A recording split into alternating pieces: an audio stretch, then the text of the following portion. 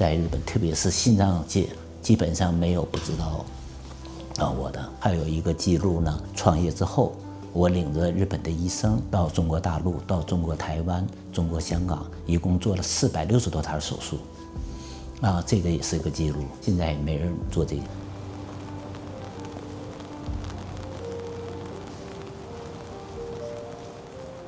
过去呢，在国内的是2个名字，一个是赵宇，另外一个名呢是爱新觉罗齐宇，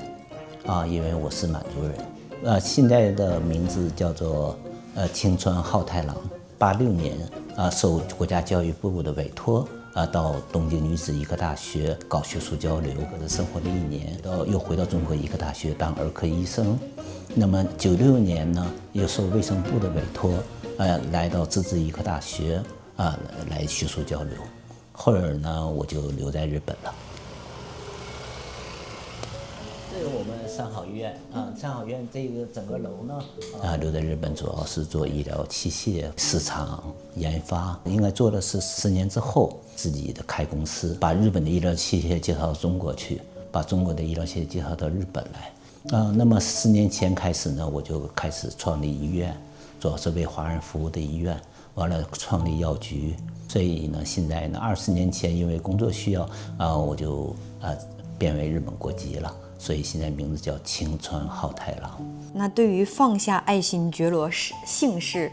对您来讲意味着什么呢？满清已经结束100多年了，其实是已经历史过去了，我们也没有什么特殊的，跟普通老百姓一模一样。有人称你为王爷吗？王爷，这都是调侃了。这个王爷的外号在东京的华人很多人都知道，实际上是中国大使馆顺便调侃说的王爷给我起。所以每次碰见他们，包括春节晚会那个中华人民共和国国庆日中国大使馆活动，中国大使馆邀请我也过去，就参加他们活动，王爷来了。对。您对别人这样称呼您是一种什么样的心情呢？没有什么特殊的感觉，因为这是历史，也是改变不了。其实那个很多人问我为什么叫青川，是我自己起的所以因为日本人没有这个姓。川呢就等于是3滴水青呢是青颜色的青，那么呢青川反过来就是一个那个清王朝的清。我还让子孙永远觉得我是中国人，包括我现在的2个外孙子也告诉他们为什么姓青川。青川院长，您觉得您的这一代人的命运是什么呢？我们这一代的命运，86年的时候，祖国刚改革开放嘛，所以呢，还是各方面相对的，就是说跟发达国家比落后一点。当时包括我们当时沈阳也没有多少高楼大厦，平房还是很多的，所以觉得差距一下子差得很大。那人家先发展了我们去学习就完事儿了。我们以学生的身份来的，只不过是我们晚了起步几年对，我们早晚要追上的。您当年来的时候就已经用日语和他们交流了？对，我们上大学的第1年，也可能是中国第1个日语学班。上大学第1年先学日语，完了用日语来学医学，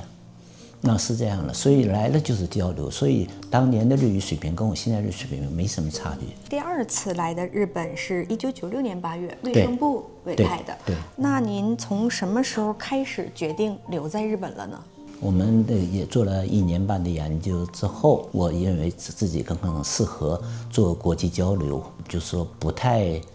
适合就是天天坐板凳天天看病，天天做科研不太适合。愿意教，但上课我愿意上课，愿意给学生讲课教儿科学，愿意的。所以就是觉得是不是在变一种生活方式。之后就留在日本的时候，您做下这个决定艰难吗？说不艰难是假的，因为毕竟国内做的也挺好别人就说老赵家这个的儿子脑袋有点问题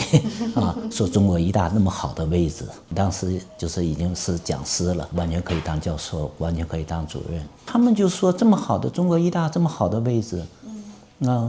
就是说大伙儿想挤破头嘛，想进去都进不去，你怎么就说不要就不要了呢？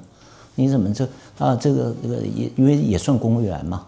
这么好的位置这么好不要，爸爸妈妈也刚开始想不通，对，想不通，但是我后来就是决定，还是包括我太太也想不通，但是也经过各种分析，对自己的性格的分析，那我觉得在中国医大呢，我一眼就可以望穿了我这一辈子怎么走，我这人愿意挑战，自己应该做一点就说更能挑战的事情，所以我就是这个挑战，后来我就是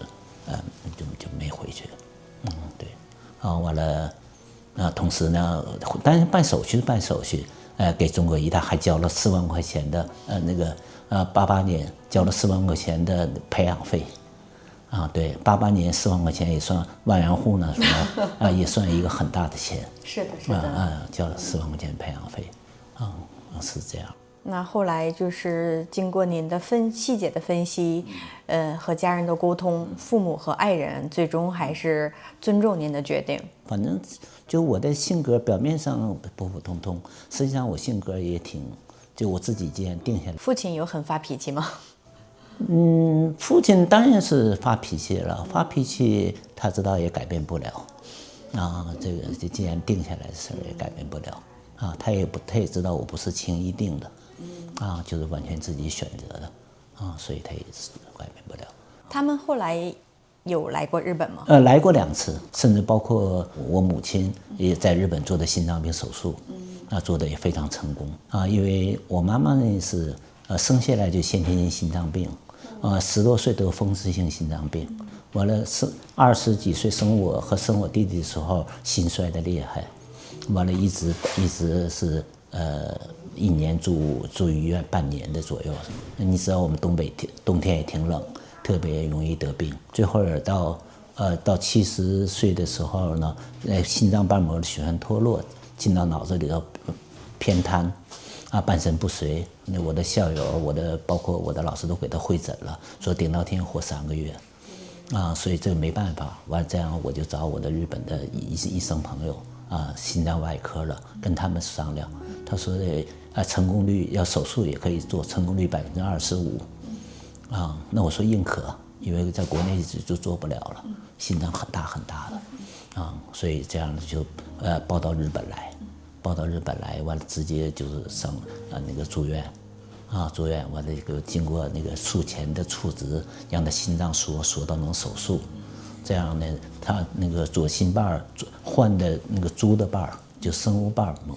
右心瓣做的修补术，这样的我妈妈多活了13年。对，完了由3个月变成到13年。对，完了，虽然当年花了就是说20年前吧，当年花了500多万日元，但我觉得值得。是的。对，所以作为儿子嘛，就是说没有能在国内孝敬他。对，真的就是只有这样的，所以一种孝敬的方式。是的。所以他们也这活的延长的13年，他们也非常感谢，所以这个儿子没白养，就是这么一个程度。那这场手术是在日本做的还是在中国做的？在日本做的。在日本做的。在日本做的。他当时的状况还可以坐飞机吗？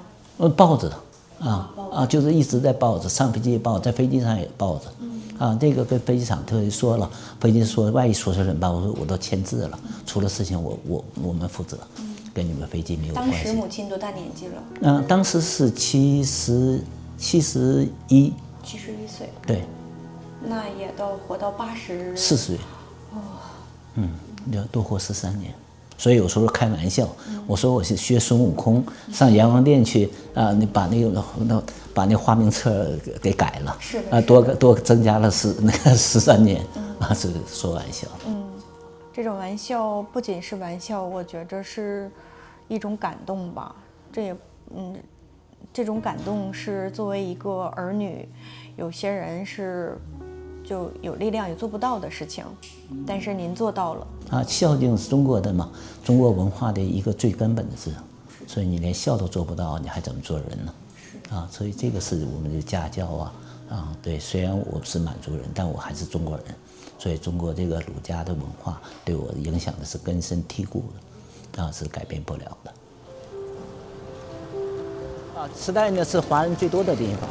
所以这边呢一直准备成立华人的中华街，就像横滨似的。当时您选择池袋这里也是因为华人很对多，，就是华人多。想为华人更多对更好的服务。这也是市场调研的一部分，就是说客人来的方便。这里的药局也是您的经营吗？对，这里呢也有中国的工作人员一半，日本的人员一半，日本语、中国语、英语三语对应热衷服务于在日华人是这样。刚开始呢，进到日本的大公司，我们作为就是市场开发的人员，我也得天独厚就是说日语跟日本人差不多，但是医学水平比日本的公司的工作人员要高多了。是的。这样的话，我可以跟日本的医生对等的交流，他们做不到，他们仰望医生对他们，我不仰望医生，我平视，就像我现在平视您似的我是平视医生，你是医生，我也是医生所以这样的话呢，那么给公司带来很多的利益。那么当然我自己的对工资也水涨船高，从一般的公职人员变成股长，完了变科长，后来又变次长是这样。所以总的来说我还是挺顺的。实际上呢，可能也打破了在日本也打破几个记录，比如在日本销售医疗器械，压力导管，还有血流导管，还有一个血管内窥镜内视镜在销售我都是日本第一，月销售额或者年销售额都是日本第一。在日本，特别是心脏界基本上没有不知道我的。还有一个记录呢，创业之后，我领着日本的医生到中国大陆、到中国台湾、中国香港，一共做了460多台手术这个也是一个记录现在没人做这个。现在的正常的是中国的患者、大陆的患者来日本我是相反，20年前开始就是把专家请到中国去不光是学术交流、讲课、参加学术活动，主要是手术。对是这个也是一个记录。所以总的来说，我在走的几步的我自己都吃惊没想到走得这么顺利。所以有的时候，哎呀，怎么说呢？人生也是可能是要留在祖国内呢，也可能当教授，也可能当主任的。但是我觉得这样冒险也挺好的，人生也是一种活法吧。对。现在就说，因为最近工作也多，家里事情也多，就是麻将打的就比较少了。对，现在最主要的是培养2个孙子培养他们，现在是最忙的。我对下一代呢，原则上用我最大的资源给下一代铺路，走最短的路。我自己也这么走的，我爸爸妈妈也这样培养我，那我也是培养我女儿走最短的路。您怎样看待命运当中的选择和被选择呢？我觉得人生都是在选择，除了第一次被选择之外，剩下都是选择就是我生在这个家庭里头，我爸爸妈妈都是搞教育的，这是我被选择剩下全是选择就是你主动的去选择去，选择的主要是扬长避短选择。您怎样平衡这种扬长避短呢？那就是把自己的弱点藏住，把自己的优点发挥出来嘛。大学毕业的时候北京的日中友好医院我可以去那么呢留在大学我就这2个选择，我们日文班就这两个选择。那么有很多的就说条件比我好的帅哥、聪明的、考试好的，那他们的选择外科那个大外大内养科选择就是说相对的比较好的就我呢是选的一个相对别人看最不好的专业，儿科对，儿科的原因呢第一个儿科呢女医生多，几乎没有男医生。那我去那就相对就是各方面的就发挥男的因为毕竟是有值夜班过年过节值班都有，这样的发挥作用。第二个呢，我是日文班的，那么呢别的科呢都有学日文的，只有我儿科没有学日文的有调研了，全儿科都是英文，都是学英文的那么就唯一一个，所以我才能最早的86年就是参加教育部的北京考试，考过了就过来，因为没有，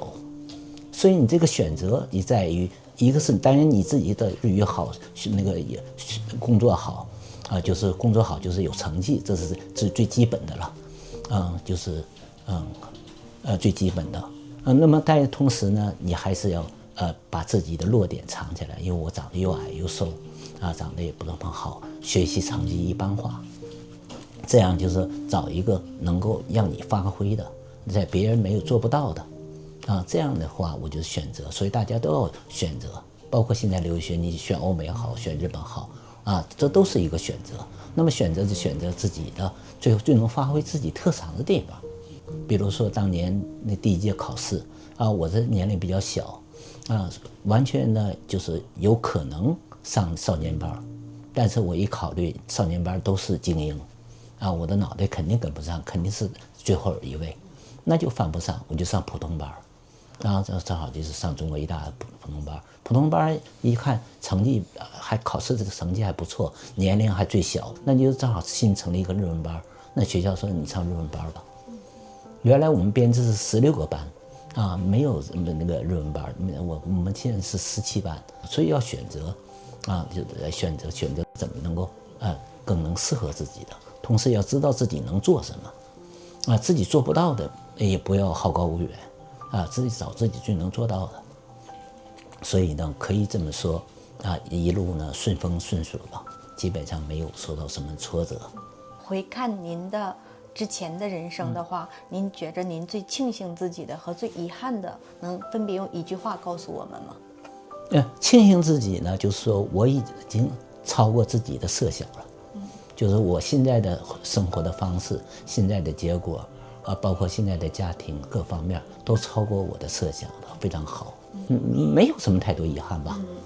真的，我觉得我这生挺幸福的，有这么好的家庭，完了有那个邓大人改革开放，让我们知青能考上大学。基本上人生，我自己认为如果是按100分算的话，我已经到了150了。那我自己认为超过我自己的能力，当然我跟我很多的同班同学比，他们比我更优秀的也有做很大的官的，行政管理，做中国科学院院士的，也有在外国做教授的都有。每个人的生活方式不一样，所以我对我的这又笨又傻、长得又丑的能生活到这个程度，我已经非常满意了。院长，在最后，您给年轻人，现在的年轻人人生选择或者选择专业，用一句话表达，你想对年轻人说些什么呢？也是这样，我不敢对年轻人指手画脚，因为我本身也不是很了不得的。只不过就是说，我觉得年轻人敢于往前走，这是走，而且最好的平时的多积累自己的厚度，多各方面的多研究多学，完了这样的扬长避短，把自己的优点发挥出去，把自己的缺点掩盖住，就是这样。所以呢，我觉得中国会越来越好，年轻人也会越来越好。青川院长，您觉得您的这一代人的命运是什么呢？我们这一代的命运是最幸福的，最幸福的意义很复杂，就是我们下过乡，当过知青，开始重新高考，所以我们又从农村考上了大学，大学又留在工作。完了，国家又开放，又可以上国外留学，那么国家公派的所有的事情，我们都体验过了，所以这一代非常的可能超过别人的好几代，所以这一代呢是中国的从落后文革完了这样下乡上大学，当时的天之骄子嘛，上大学第一届7夕级，我是觉得很幸运，非常幸运，谢谢这个时代。谢谢时代，谢谢祖国，能让我们那么这么幸运的去来走，所以我们这一生在我今年65岁，10岁，那么这65年，所以经历了风风雨雨的，我觉得非常丰富，人生过得非常充实，所以我觉得很幸福。